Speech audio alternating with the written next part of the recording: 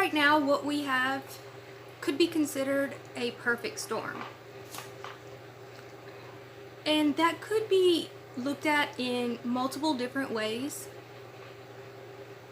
But I think I might split this video up and do it according to two different scenarios. Right now we have multiple diseases going around the globe that cannot seem to be contained. Some diseases that we thought we had eradicated. Some diseases we haven't seen in thousands of years or ever. Why now? Why on so many different continents are we seeing the same diseases that we thought were essentially done away with? And then a larger question that is concerning is, why is it being hidden? I like to, suppressed. Let's say suppressed, because it's not exactly being hidden, but suppressed is definitely where it is. Early on, whenever I started talking about these strange diseases that are happening, I talked about the Dominican Republic and said there's something weird going on. But then, I kind of changed my thinking on that, because the Dominican Republic is a dangerous area. Nobody can say any different. It just is. They do crazy stuff down there. But now we are up to 12 victims, or 12, I don't know if you want to call them victims, but like at least 12 people that have not been related. Well, I mean, there was a couple, but I'm saying not related. They weren't all in a group together. All dying, and it's essentially being swept under the rug. They're telling us, yesterday there was an article put out.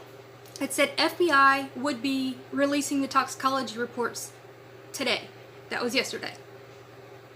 Nothing has been released. Something that really caught my attention was the most recent man that died from Denver. They already said that they wanted to cremate his body. That set off alarm bells. The family didn't want that. Now, in this situation, what is different than the Fiji, Texas situation, the Texas couple, Michelle and David, is that I had spoken with their family. I still am in some contact with them. And I have not received an update as of yet. From what I still know, their bodies are still in Fiji. And it's been over a month, well over a month. Their bodies are still in Fiji. At this point, there can be nothing toxicology wise, like a poisoning, that would even be acceptable for this at all, for them to have kept their bodies. I mean, they're saying that they've ruled out everything except maybe some poisonings. That makes no sense. No sense at all. And they're trying to say maybe paraquat poisoning. Well, if that were the case, they wouldn't have had to isolate the entire hospital. They wouldn't have had to pre-treat the nurses and police officers that came in contact with Michelle and David. And all of these other strange things, like the CDC flying right up there right after it happened. Too many strange situations. But now we've gotten so many more situations in the Dominican Republic that it does make one wonder. And especially now with the media coming out and trying to squash it, saying it's not really a big deal. This happens all the time. That's essentially what they said. It said something along the lines of 18 people in the UK die, tourists die in the UK every year, or this place or that place. That's in a year. This has only been like a month or 2 month span. There's something strange going on. Now, I don't know if it's an illness or something, but there definitely is something strange going on.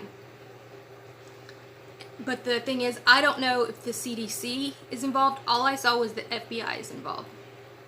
So I still don't understand. I don't know. I don't really like that. You know, you can look at it different ways. The recent man that was from Denver got on the plane and began throwing up and profusely sweating and all of these things. And then they had him taken off the plane. The thing is, there's been multiple different stories even told to the family from what they're saying. Same thing that happened in Fiji. Why are you telling different stories? Why? And, you know, if you have nothing to hide, wouldn't you just say, well, maybe he could have gotten poisoned. Maybe one of our bartenders are crazy. You know, but they're not even doing that. It's not like there's an investigation on their bartenders. They're not saying anything. It's just very, very strange. Okay, so on to the perfect storm. We have a re-emerging of course, Ebola in the DRC. Also in Uganda. There has been reports in Kenya and Nigeria, but they've come out and said, oh no, there's nothing really going on. But I just saw a recent video that was, well, they're saying it was filmed. It wasn't live, so I can't say it was 100% filmed, but they were taking a guy out of his home in the white suits and everything like that. It was a news organization, so I don't want to play it, but maybe I'll put a screenshot or something. It was very strange, and it was in Kenya or Nigeria. Sorry, I forgot which one. But so we have all that, but then let's take into the weather considerations. We have the Sudan, or what is it? The African Sahara, sorry. The Sahara winds bringing up all that dust all over the country. Dominican Republic was one of the first places it hit. I've shown you all that in multiple other videos.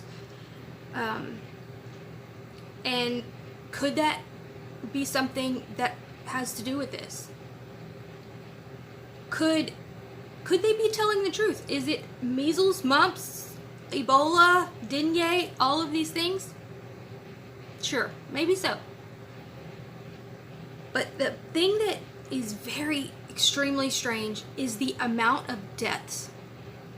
Although Ebola has always been extremely deadly, in past years, it was only about a 40% mortality rate.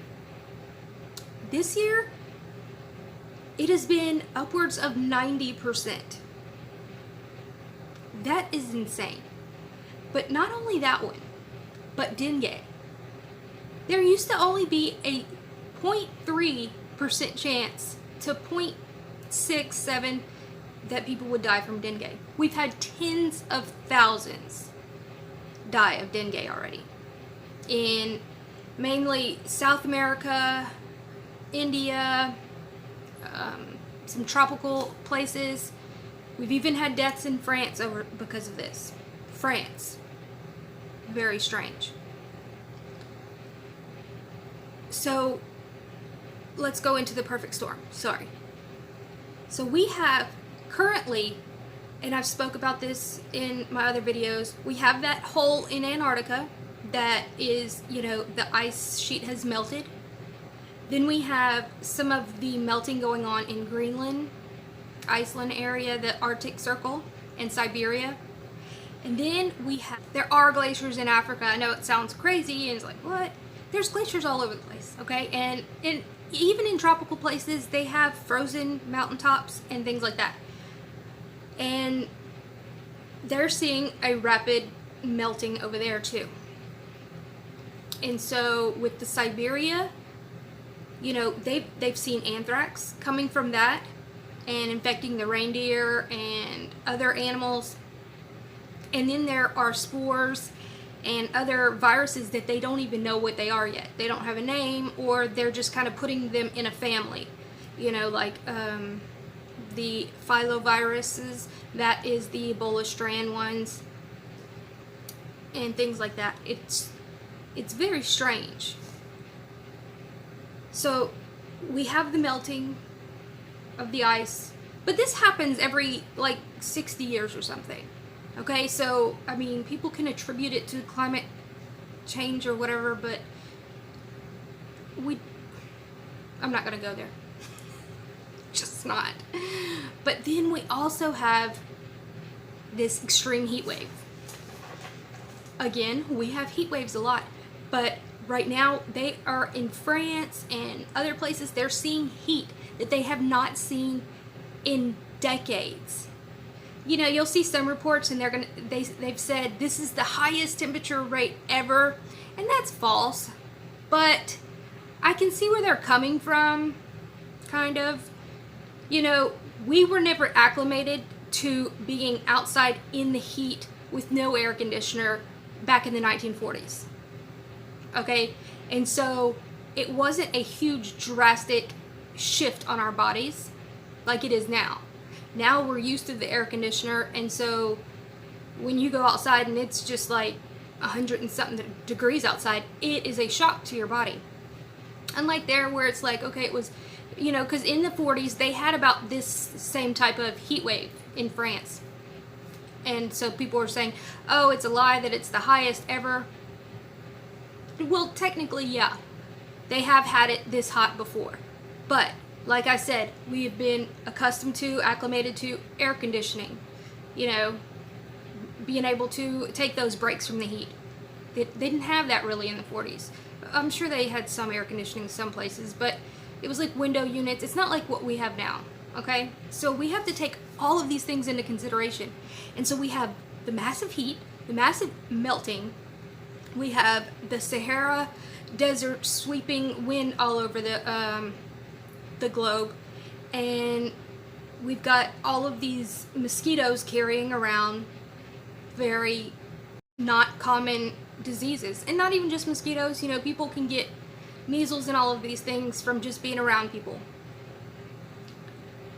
So the thing I think where some people are going wrong with looking at this, and not that I'm right, I'm just saying what I think that people are looking at is they're trying to point a finger at this one situation. Like they're like, oh, it's got to be this. You know, like they have to bring in the people from the Congo into this area to spread it. Is that a factor? I believe absolutely it's a factor. We just saw yesterday they had more immigrants coming from the Congo and Angola showing up in Mexico from a raft from Guatemala, like with suitcases and stuff. How does this happen? How do you get 7,000 miles away? I don't know. I'm not going to speculate that it's NGOs or, you know, something like that paying for their flights to Brazil and Panama. I mean, I wouldn't say anything like that. Whatever. But, so I believe that, like I said, it's a perfect storm. There's all of these things, and then the humidity. You know, we're having massive humidity. I know it's always humid in Louisiana, but it is extremely bad. It's in like 90%. And that's extreme. But another thing that people have not been talking about, I talked about it a few months ago, and then it kind of went completely out of the mainstream. And so I went to look into it, and I couldn't believe it's still flooding in the Midwest. Or they still have like this horrific condition going on in the Midwest. And they're not talking about it at all. That is where our food comes from. I mean, if they were trying to do a reset on GMOs, I'd be like excited. But we all know that's not happening. That's not happening. So there's so many things that we have to take into consideration. And again, they're not updating us on anything. So, I mean, we essentially only have to speculate, and if we can get in touch with family members and this and that, or you have to just spend hours and hours digging through all of these things to try to get one little blurb from somebody or find something. So, I just really do feel that this is a perfect storm. For what reason? I don't know. That's gonna be, you know, that's gonna be for you to decide. I don't think it's good at all. But I'm going to do another video about the other part of the dividing and distracting aspect of this. Okay, so sorry there's not much more of an update from this, but that's kind of like all we have to go by. and it just really sucks. You know, we still haven't seen an update on the ship that was quarantined for 5 months, or the nurse that died on the Navy sailor. Randomly died. We still haven't heard anything from it. Okay, sure.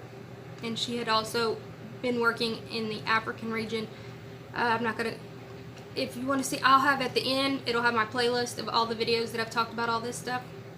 And I have other playlists too, if you haven't seen my Venezuela stuff, or a bunch of other things.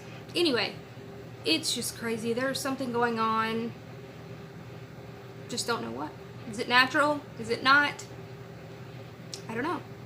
I can't put my finger on exactly what it is. I do feel that yes, there's just suppressing it, no matter if it's natural or organic. You know, if it's organic, natural, or nefarious. So, I don't know. Just do what you can to prevent all of these things and stay updated. I will try to keep you updated as much as possible. So, y'all have a wonderful night. Bye, guys.